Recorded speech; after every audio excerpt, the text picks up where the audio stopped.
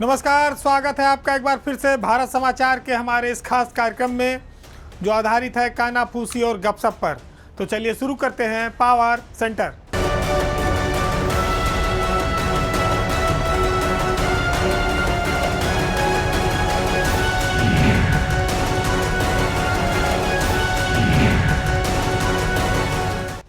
नौकरियों में भ्रष्टाचार की तमाम सारी कहानियां, भर्तियों को लेकर आप आए दिन अक्सर सुनते रहते हैं, लेकिन इस बार मामला सरकार की नाक के एकदम नीचे का है। यानी कि विधानसभा, विधान परिषद जो हमारे लोकतंत्र का उत्तर प्रदेश में सबसे बड़ा मंदिर है, वहां पर सरकारी नौकरियों में भ्रष्टाचार को लेकर इन दिनों हंगामा मचा है। हंगामा कोई छोटा मोटा नहीं है, मामला सीबीआई जांच तक पहुंचा है और ये जांच कई बड़ों को अपने लपेटे में लेने की तैयारी में है। सबसे पहले अगर आप इस मामले में जाएंगे तो विधानसभा और विधान परिषद में जो सचिवालय है वहां पर कई सारी भर्तियां की गई सन 2020-21 के दौरान, और इन भर्तियों में नौकरियां अंधों की रेवड़ियों की तरह बांटी गई जो अपने ही घर वालों को बारंबार दी गई। इसमें अफसरों और नेताओं, किसी की पत्नी, किसी की बहू, किसी का बेटा, चहेते लोगों को उपकृत किया गया। ये मामला पिछले 2 साल से सुलग रहा था और ये धुआं उठ रहा था, लेकिन जब हाई कोर्ट ने सीबीआई जांच के आदेश दिए तब अब ये लपट बन गया, ये आग लग गई। और इस लपट में, आग में कितने लोग जलेंगे, कितने भस्म हो जाएंगे, कितनों का कैरियर बर्बाद होगा, ये आने वाले 6 हफ्तों में जब सीबीआई रिपोर्ट पेश करेगी तब तय होगा।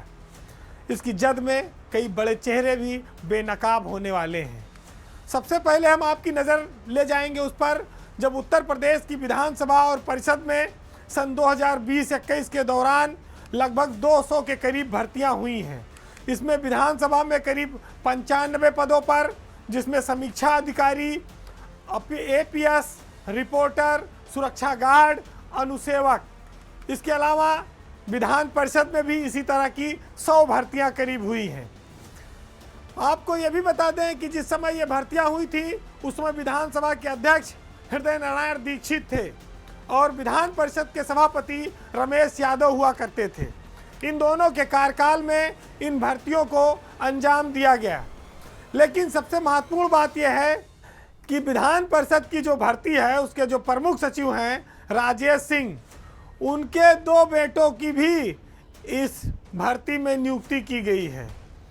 माने कि प्रमुख सचिव साहब के 2 बेटे विधान परिषद में नियुक्त हो गए।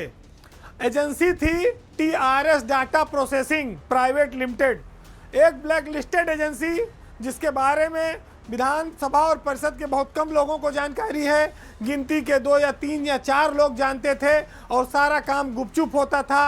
ओएमआर सीट पे ऐसी तरह से क्वेश्चनिंग की जाती थी, इस तरह से भरी जाती थी कि अगर नकल करने वाले को ज़्यादा ना अकल लगानी पड़े, ज़्यादा ना आ रहा हो तो वो खाली भी छोड़ दे।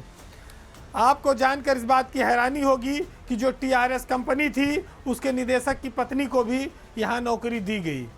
ये कंपनी पहले ब्लैक लिस्टेड थी, लेकिन जब अफसरों की कृपा हो गई तो ब्लैक लिस्ट क्या होता है बताया ये तक जाता है कि एक बच्चे ने तो कुल 8 प्रश्न हल किए थे, उसका भी चयन कर लिया गया है। ये तो भला हो एडवोकेट विपिन कुमार सिंह का, जिन्होंने हाई कोर्ट में एक याचिका दाखिल की। हाई कोर्ट ने इस याचिका के आधार पर प्रारंभिक जांच के आदेश सीबीआई को दिए हैं और 6 हफ्ते में रिपोर्ट मांगी है। बात सब ठीक है, सीबीआई तक मामला चला गया, कोई मामूली बात तो है नहीं।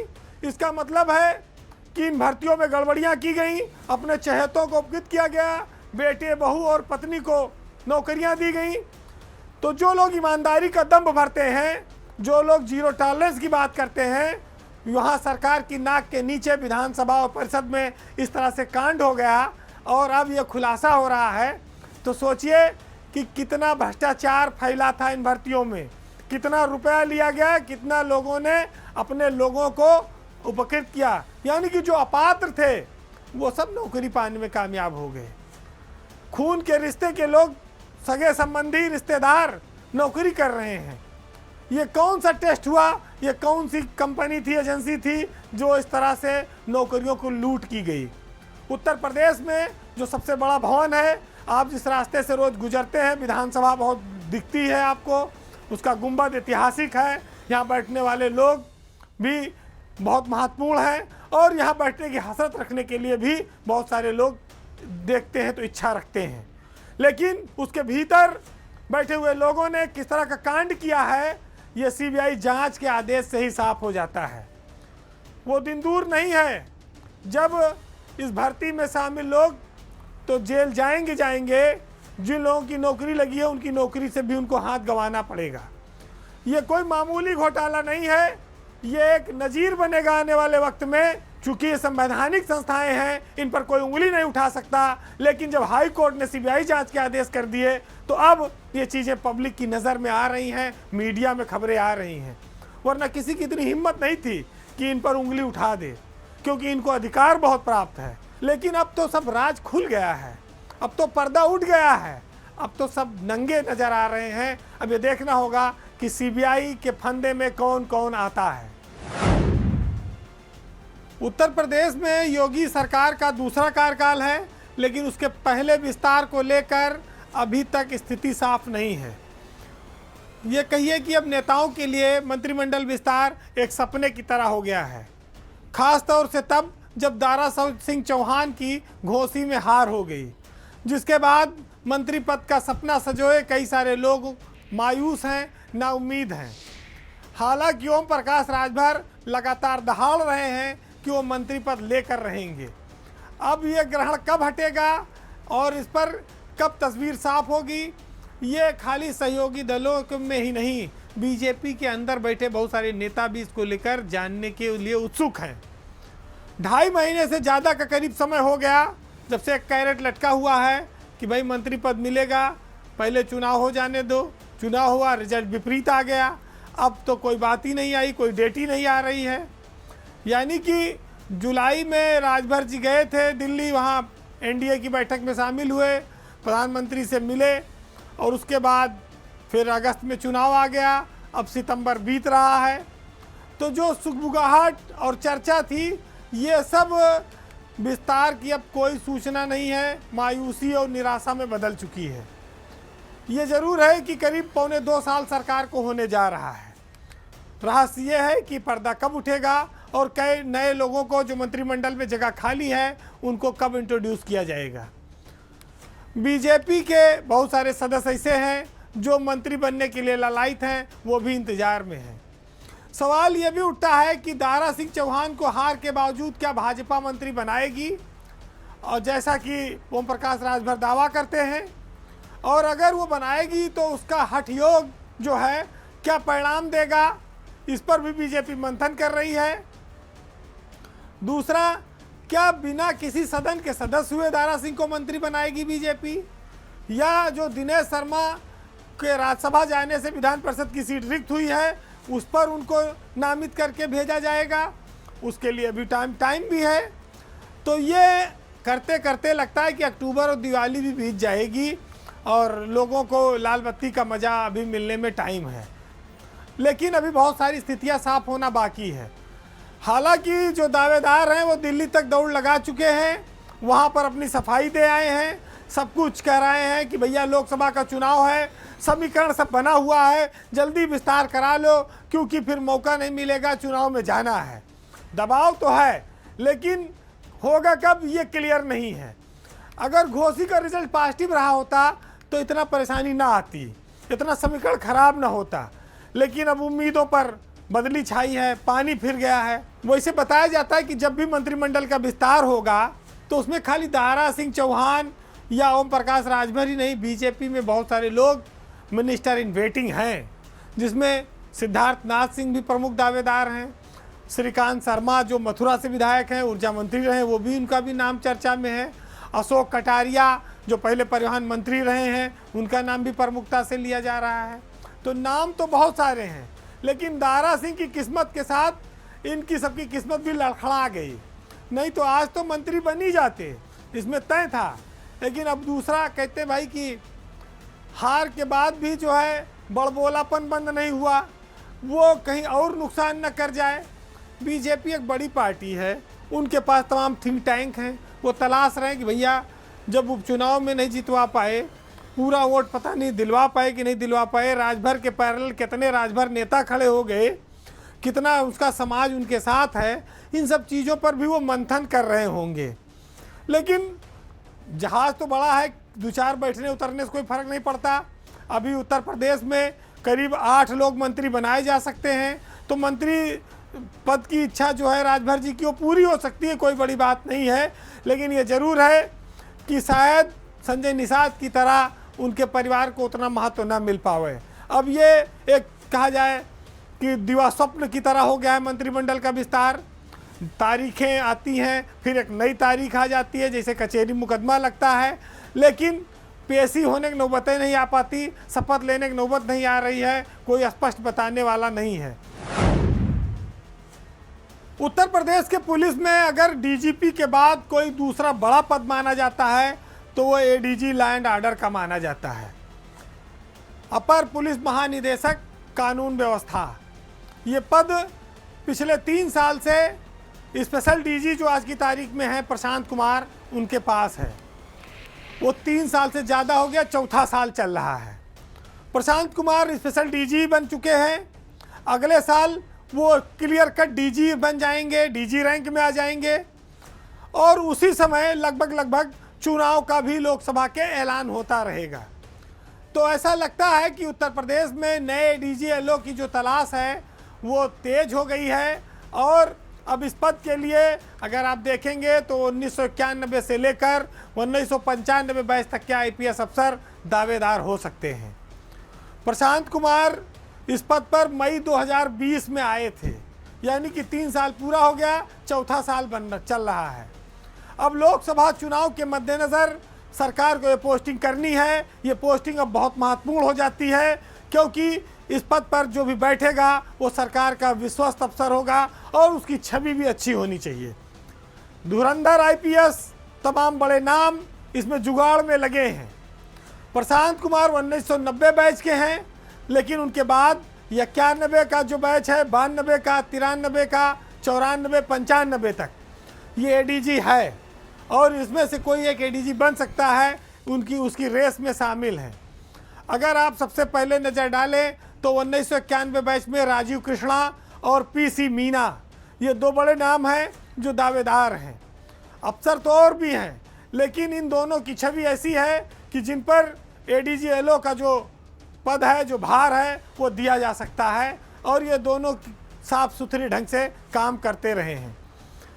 92 बैच में तो उस तरह की स्थिति नहीं दिखती है कि सरकार किसी को बनाएगी एडीजीएलओ, लेकिन 93 बैच में एक नाम है राजीव सब्बरवाल, जो इसमें मेरठ के एडीजी हैं।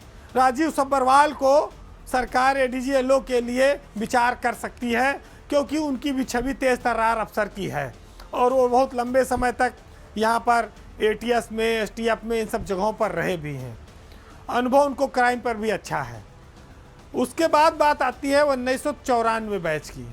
94 बैच में जयनारायण सिंह और 1995 बैच में आलोक कुमार, ये 2 इस पद के बड़े दावेदार माने जाते हैं, क्योंकि 94 बैच में बीके सिंह भी बड़े दावेदार थे, लेकिन वो चले गए, केंद्र में उनकी प्रतिनियुक्ति पर तैनाती हो गई, तो एक उनके जाने से जयनारायण सिंह का दावा थोड़ा प्रबल हो गया। 94 बैच में वो अकेले बचे। लेकिन उनसे पहले 93 बैच के अफसर हैं संजय सिंघल, जो इस समय एडीजी पीएचक्यू भी हैं। संजय सिंघल भी इस पद के दावेदार हैं, लेकिन उनके साथ एक और नाम है बीपी जोगदंड का। जोगदंड साहब चूँकि अगले महीने उनका अक्टूबर में रिटायरमेंट है, तो इस पद के लिए वो उपयुक्त नहीं रह जाते। आशुतोष पांडे भी हैं, सीनियर हैं, लेकिन वो किनारे हैं, उनको कहाँ पोस्टिंग है काफ़ी सारे लोगों को मालूम ही नहीं है, और उनको एडीजीएलओ सरकार बनाएगी इसका बहुत मुश्किल है। अजय आनंद भी एक रेस के अफसर थे एडीजीएलओ पद के, लेकिन उनसे कुछ समय पहले सरकार अचानक नाराज़ हो गई और उसने उनको सुल्तानपुर पीटीसी में प्रधानाचार्य बना के भेज दिया।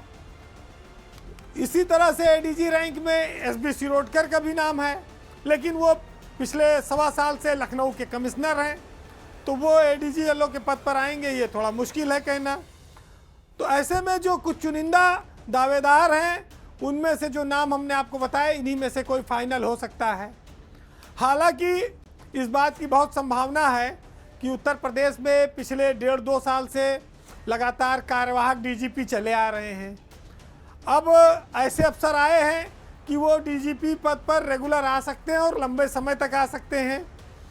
तो सरकार जनवरी के बाद फरवरी में जब डीजीपी पद खाली होगा तो उसके लिए नाम चयनित करेगी, भेजेगी।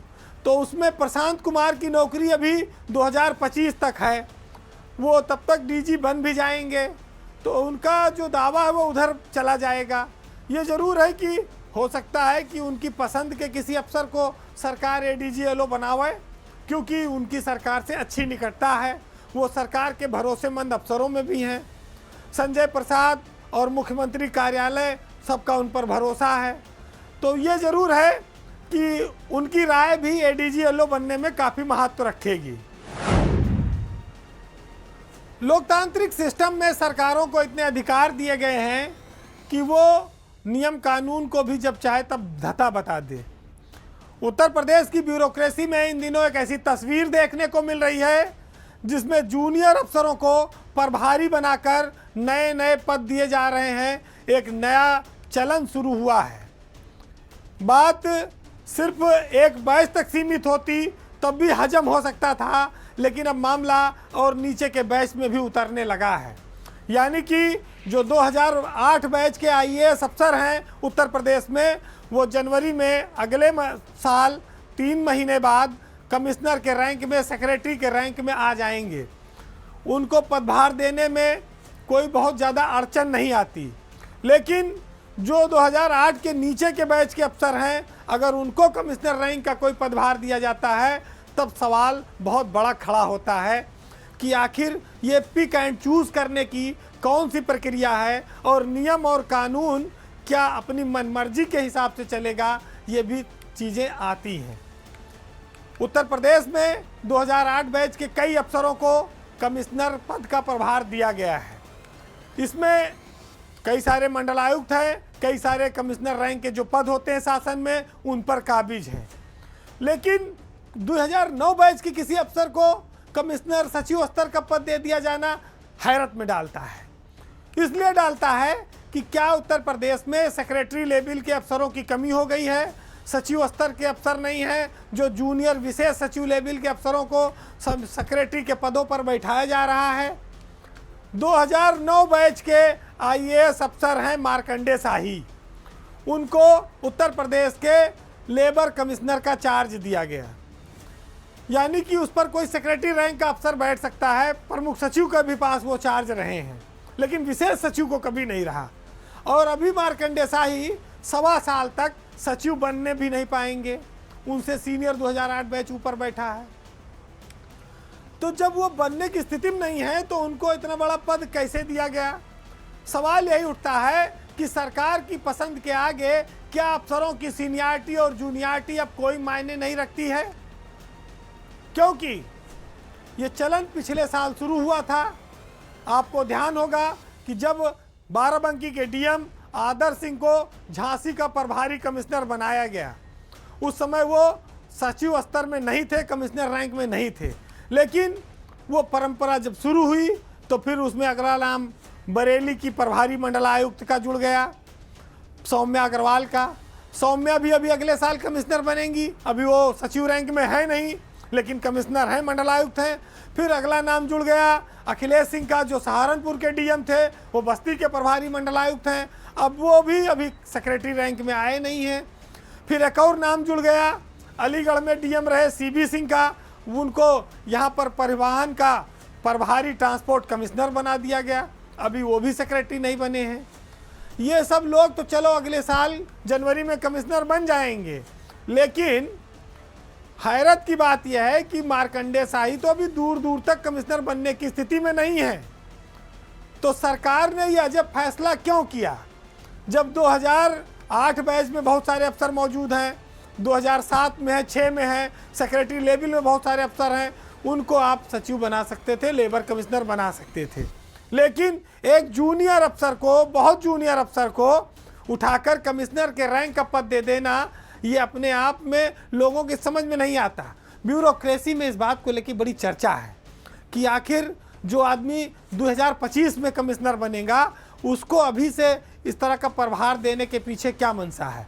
ये सवाल खड़ा होता है कि क्या सचिव जो शासन में बैठे हैं वो सब नकारा हैं, या वो क्षमतावान नहीं है, वो काम नहीं कर सकते, इसलिए प्रभारी, कार्यकारी और कार्यवाहक सिस्टम से काम चलाया जा रहा है।